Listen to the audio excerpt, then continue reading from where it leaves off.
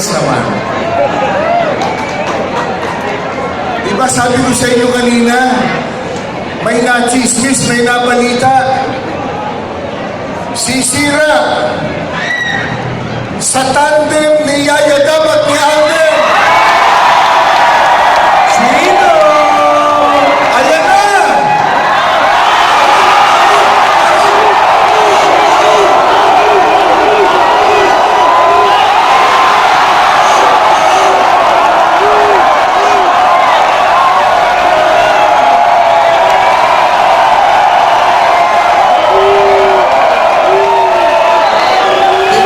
Si Alden at Yaya Dab.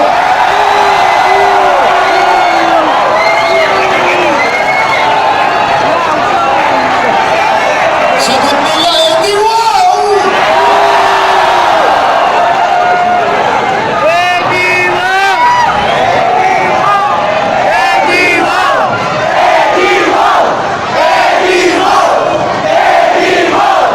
Edi wow! Edi wow! Mga kapatid, punta tayo sa issue. Pagbaba po namin kanina, may pinag-check tayo sa internet. Ano po?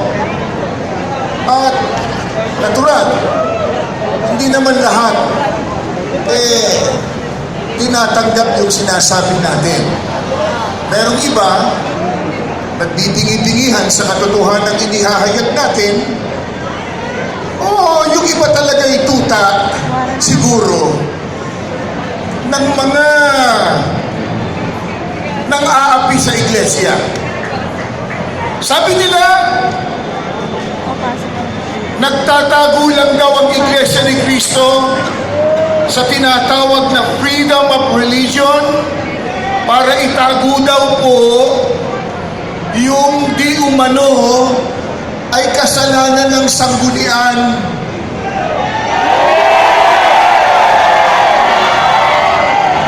Talagang ang mga sinungaling habang tumatagal, lalong nagiging sinungaling.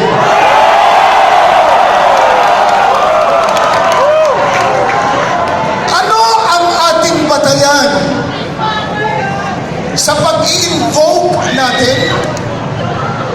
Pagsasabi natin na dapat na igalang ang freedom of religion, maging ang paghihiwalay ng Estado at relihiyon. Marami tayong masasabing issue. Kumuha lang tayo ng 5. Papakita ko sa inyo sa screen.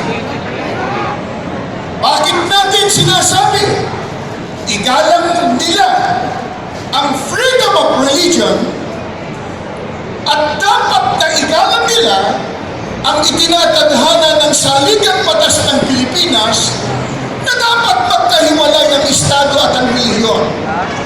Number 1, kasi nga yung aligasyon ng kasong di umano illegal detention daw, yun naman ay batay po sa kasinungalingan at sabi-sabi. Chismis.